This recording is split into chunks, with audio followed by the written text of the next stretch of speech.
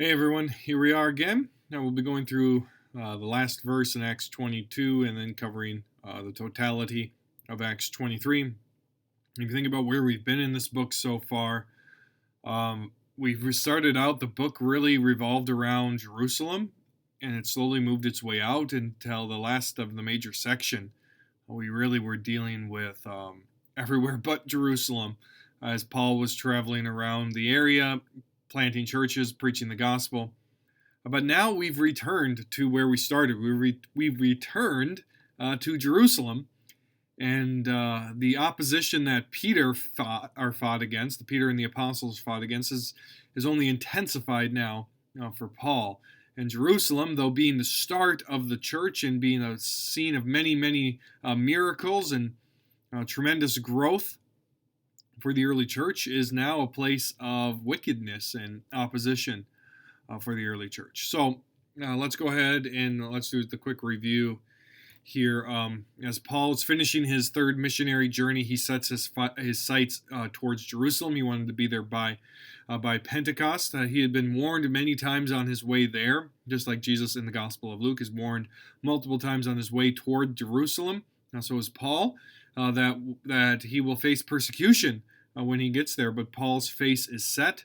When he gets there, he's welcomed both by the church and then also by James, the brother of Jesus, who is now really the leader of the Jerusalem church. But he's warned by James that there's been some false reports about Paul, that he's telling Jews to not, like he's commanding them to not live as Jews, those who have become Christians. So James invites Paul to go through some purity rituals, as it were, and to show that he does respect the law. Paul does that. Paul's in the temple going through these purification things. And that is when he's attacked because he's seen by some Jews from Asia who know what Paul's been up to. And Paul's almost beaten to death there. And then he's rescued. This is going to be a theme throughout this section, that Paul's rescued from the Jews by the Romans. And he's rescued by a bunch of soldiers.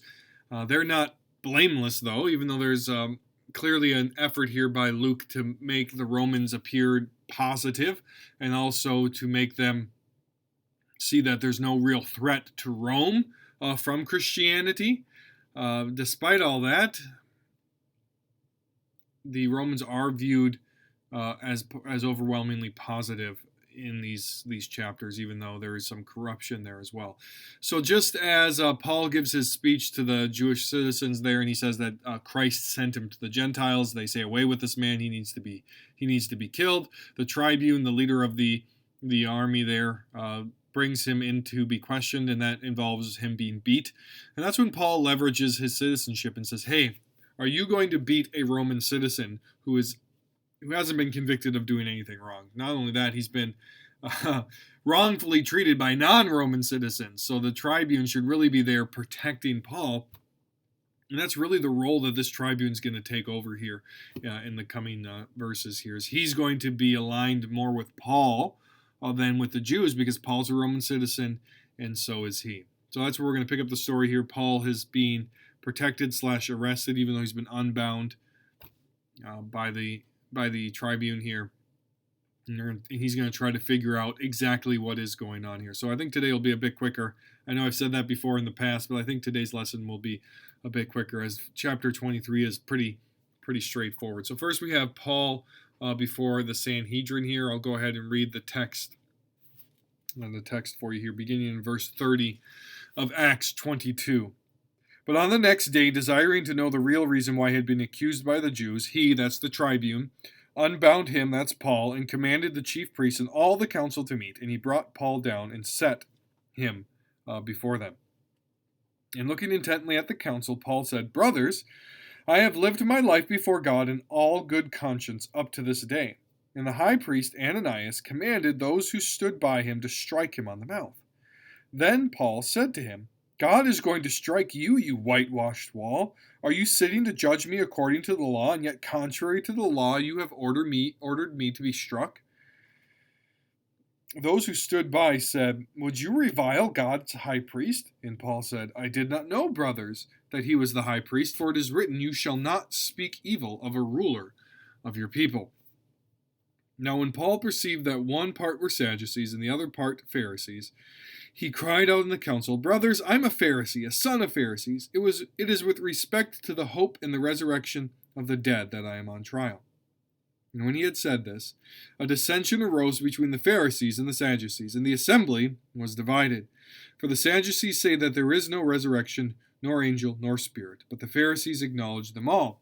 Then a great clamor arose, and some of the scribes of the Pharisees stood up and contended sharply. We find nothing wrong in this man. What if a spirit or an angel spoke to him? And when the dissension became violent, the tribune, afraid that Paul would be torn to pieces by them, commanded the soldiers to go down and take him away from among them by force and bring him into the barracks. The following night the Lord stood by him and said, Take courage, for as you have testified to the facts about me in Jerusalem, so you must testify also in Rome. So here's Paul going before the Sanhedrin, much like the apostles beforehand and Peter beforehand. Here he is giving a testimony. And the big idea here is really one that is run throughout the entire book of Acts, and really one that's run, we're coming to it again and again, but it's really one of the main points of the New Testament, really one of the main points of the Christian religion.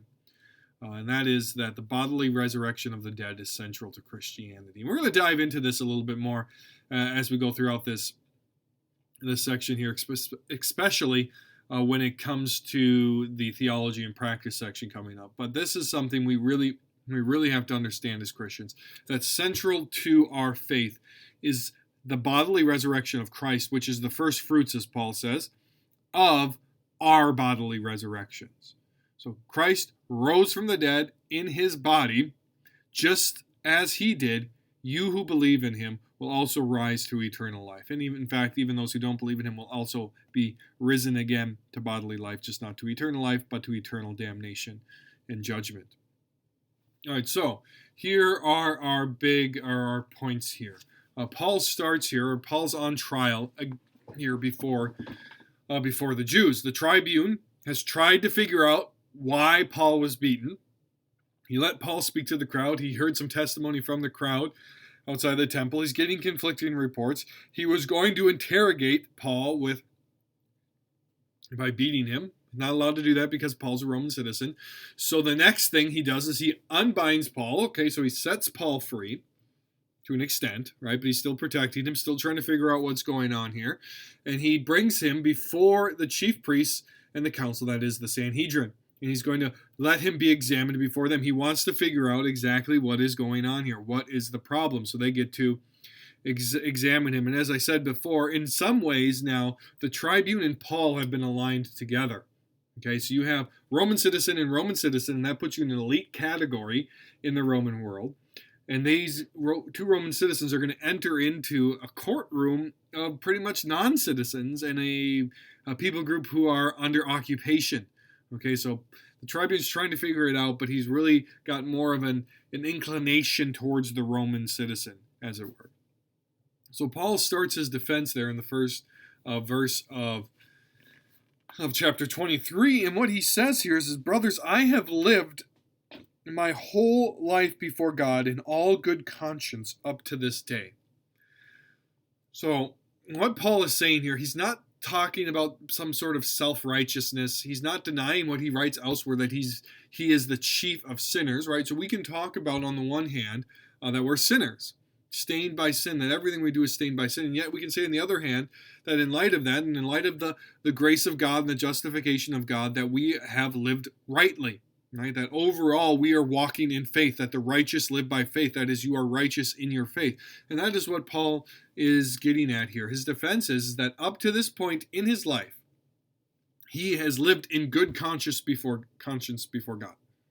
He has done everything that he should be doing. He was a faithful Jew, and he's faithful to that God now.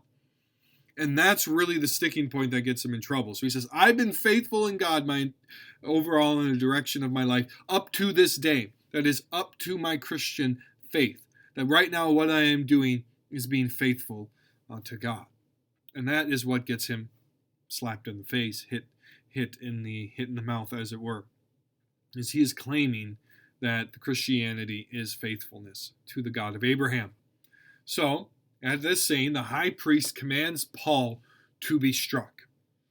And Paul lashes out here, and there's a lot of disagreement over here as to what Paul's doing here, whether or not what he did was right, whether his apology he offers here is sarcastic. I think there's a decent chance that it is, though I'm not entirely convinced of that. But the command to strike someone on trial, not even really a real formal trial here, is against Jewish law, and that's what Paul says. Is that you who are seeking to uphold the law violate the law by ordering me to be struck when I am not yet condemned? All right, so he's putting his thumb right on their hypocrisy. Those who are accusing Paul of breaking the law are breaking it themselves in order to try to stop him. So this earns Paul a sharp rebuke. Who are you to insult the high priest? And Paul says, wait, I didn't know that's the high priest. Now, if you're going to take this as sarcastic, what Paul's really saying is, I didn't know the high priest would do something like that. And that's possibly what's going on here, but I think it's more likely that what Paul is doing here is he didn't actually know it was the high priest. So you're in a crowded room, people are yelling, shouting, slapping him. Paul notoriously had bad eyesight, so he probably didn't know Ananias by sight, probably couldn't see him that well.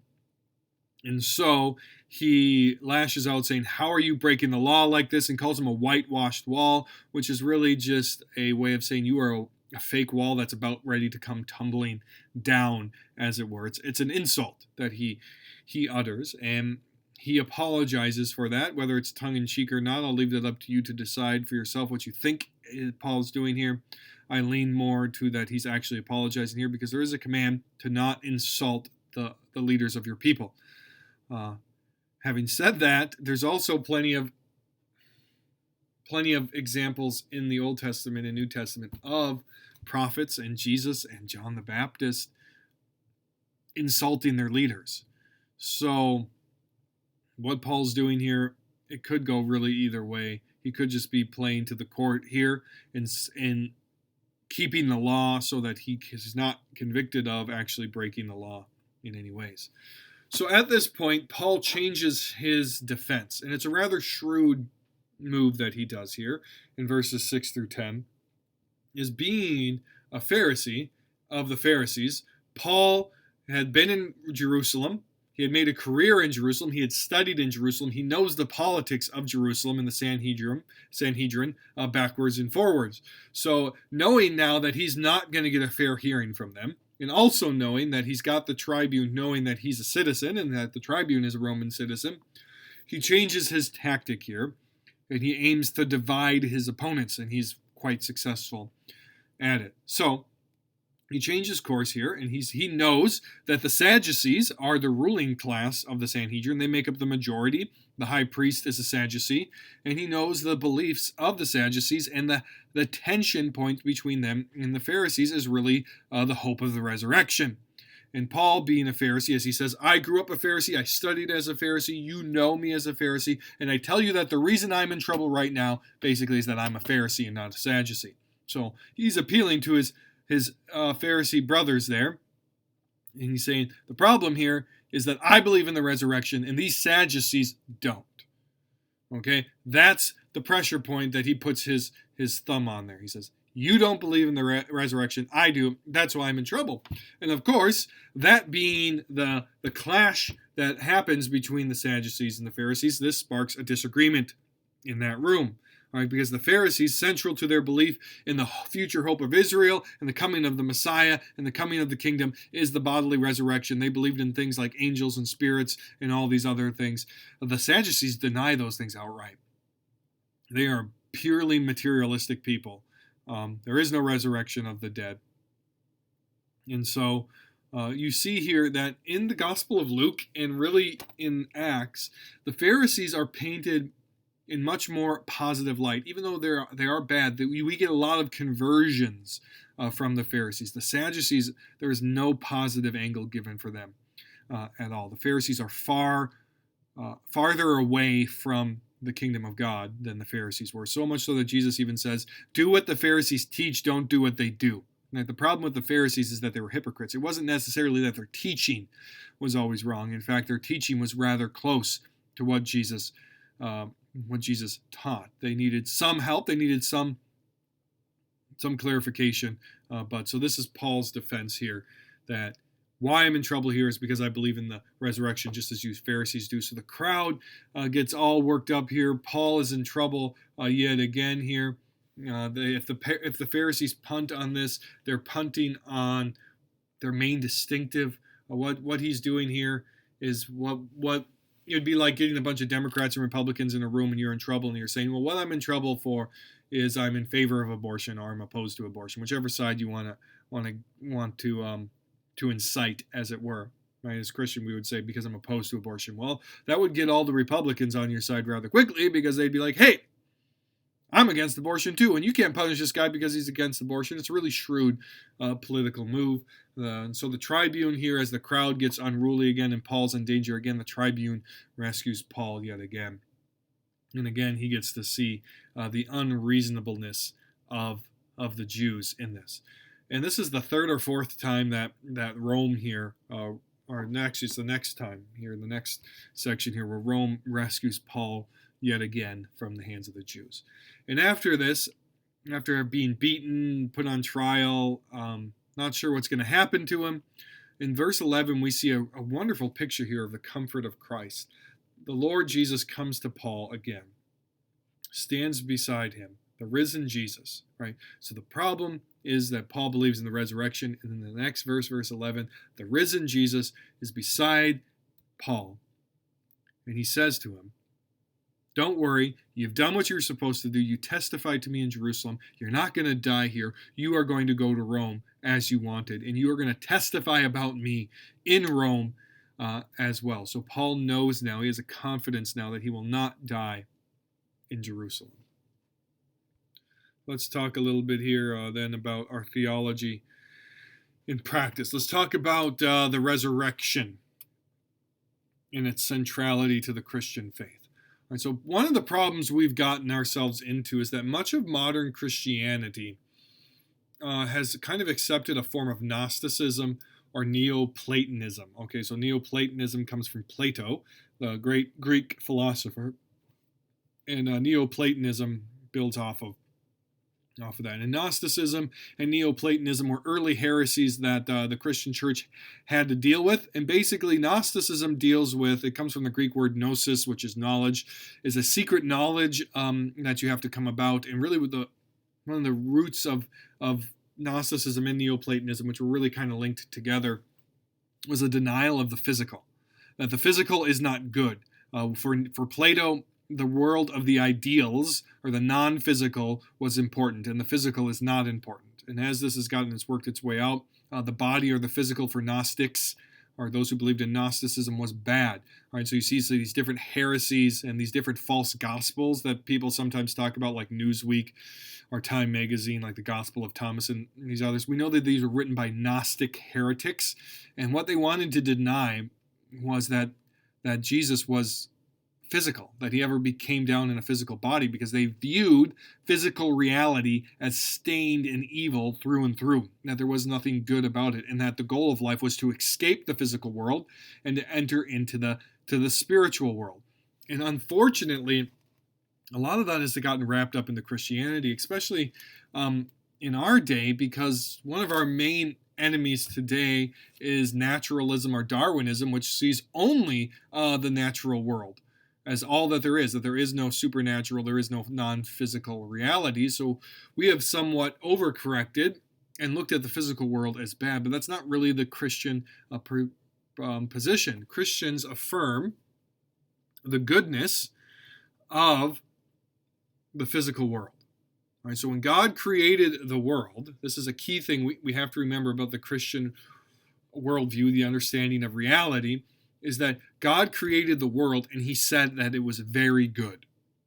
The physical world, the cosmos, the universe, you and me, were created very good. Yes, the fall introduced sin and death and evil into this world, and all of the world is now stained with that. But physical existence and the physical world is not inherently bad.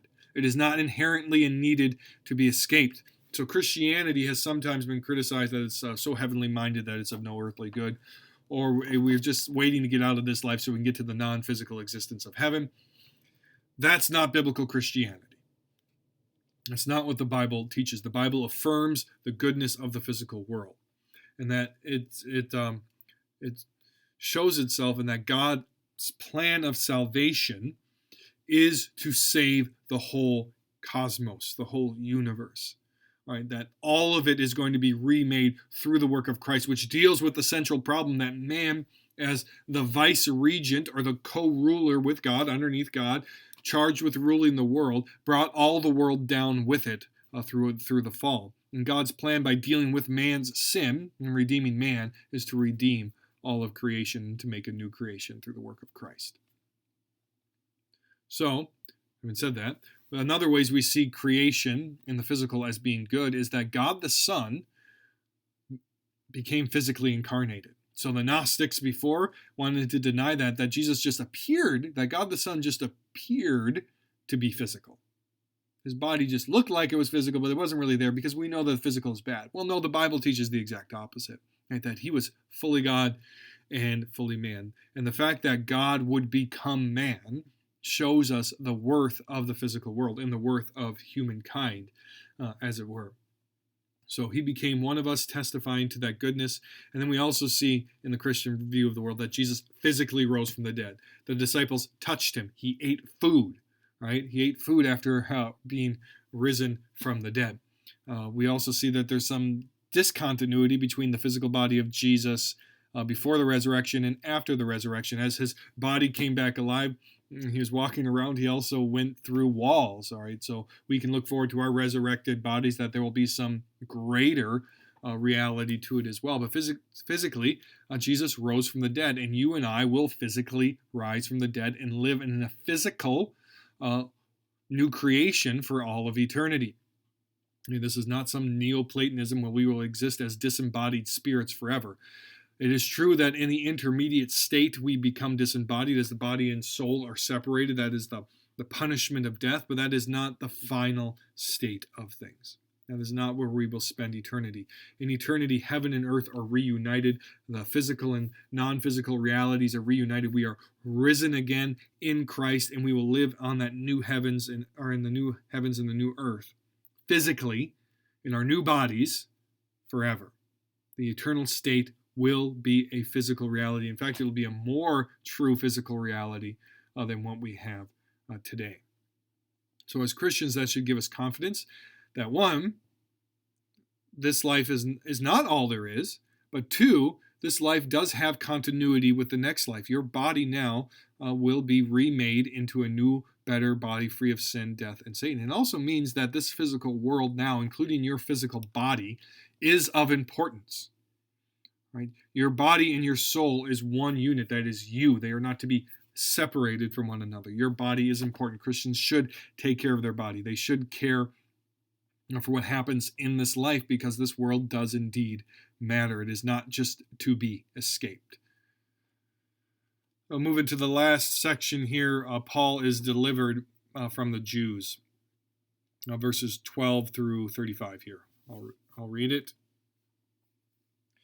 When it was day, the Jews made a plot and bound themselves by an oath, neither to eat nor drink till they had killed Paul.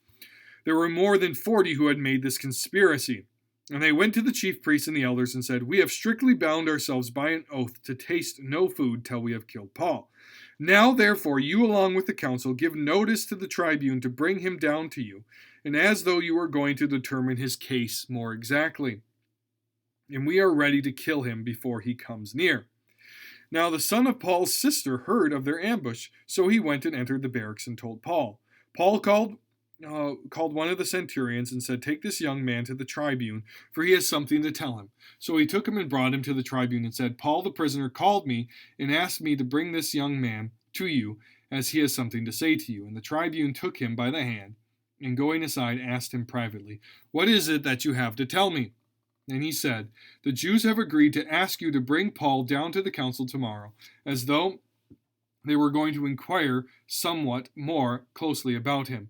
But do not be persuaded by them, for more than 40 of their men are lying in ambush for him, and who have bound themselves by an oath neither to eat nor drink till they have killed him." and now they are ready, waiting for your consent. So the tribune dismissed the young man, charging him, "Tell no one that you have informed me of these things."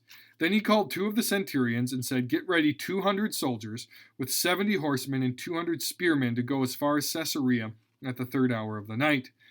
Also provide mounts for Paul to ride and bring him safely to Felix the governor." And he wrote a letter to this effect: "Claudius Lysias, to his excellency the governor Felix, greetings. This man was seized by the Jews and was about to be killed by them, when I came upon him with the soldiers and rescued him, having learned that he was a Roman citizen. Desiring to know the charge for which they were accusing him, I brought him down to their council. I found that he was being accused about questions of their law, but charged with nothing deserving death or imprisonment. And when it was disclosed to me that there would be a plot against the man, I sent him to you at once, ordering his accusers also to state before you what they have against him." So the soldiers, according to their instructions, took Paul and brought him by night to Antipatris. And on the next day they returned to the barracks, letting the horsemen go on with him. When they had come to Caesarea and delivered the letter to the governor, they presented Paul also before him. On reading the letter, he asked what province he was from. And when they had learned he was from Cilicia, they said, "I will give you a hearing when your accusers arrive." And he commanded him to be guarded in Herod's praetorium. All right, so our big idea here is all of man's cunning is nothing compared to the faithfulness and power of God. So you get these people plotting against Paul, thinking they've got this all figured out, how they're going to bring him to death, and none of it really works.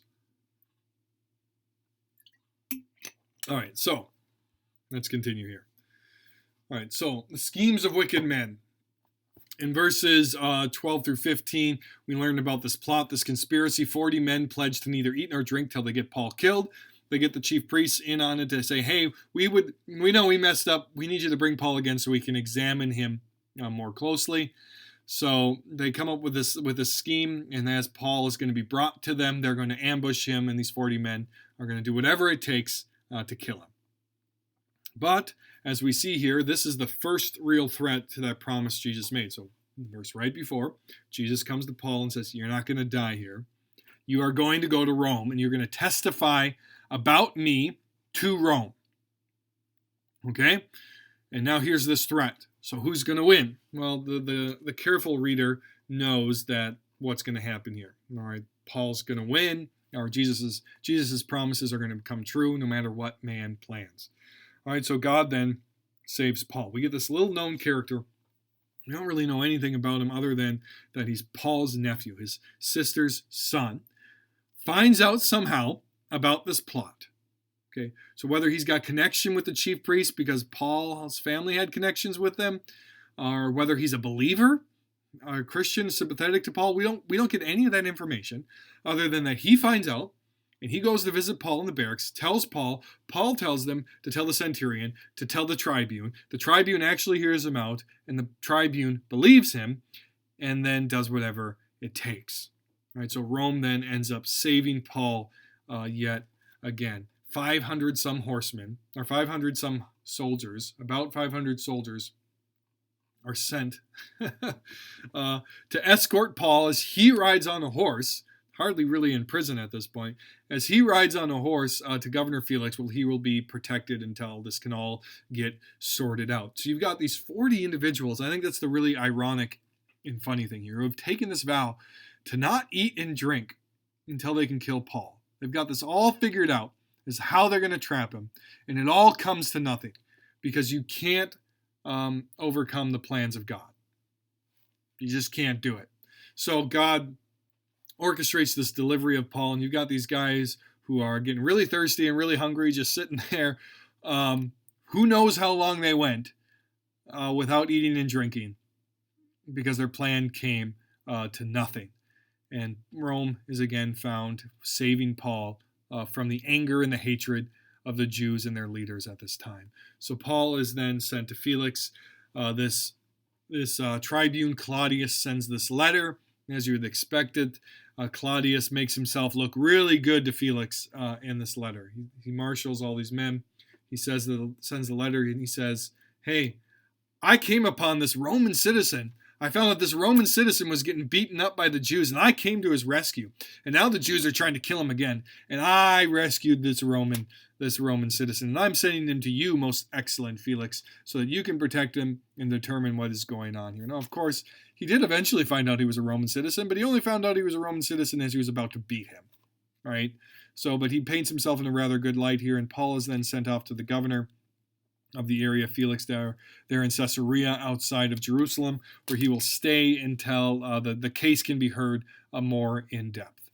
Okay, so that is the gist of it here, that man's cunning and is nothing compared to the faithfulness of God and his power at work here. God delivers Paul yet again because he's not done with his mission yet.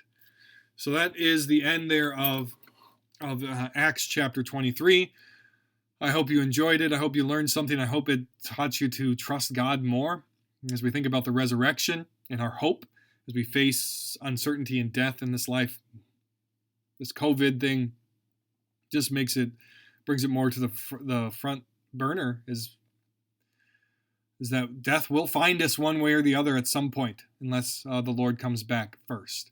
So the resurrection is central. The bodily resurrection of Christ and our future bodily resurrections are central to our hope. And also that second main point there, that God saves, God cares, he comforts his people, and his plans are greater than any plans we find in this world. So let us find hope, trust, and confidence in that our love for God might deepen and our boldness in this life might grow as well. So hopefully I'll see you guys at Sunday in the drive-in service. If not, we'll be here again next week covering Acts 24 here in my office until we are set free from our house arrest. So I hope you're doing well. And if you have any questions, go ahead and let me know. See you again next week.